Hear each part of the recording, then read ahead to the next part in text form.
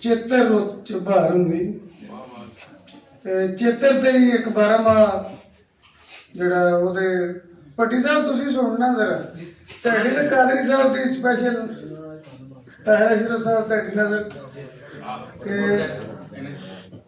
ਚੇਤਰ ਚਾਲ ਜ਼ੋਹਲ ਦੀ ਚੱਲ ਗਈ ਤਨ ਸੜਦਾ ਮਨ ਭਾਵਾਂ।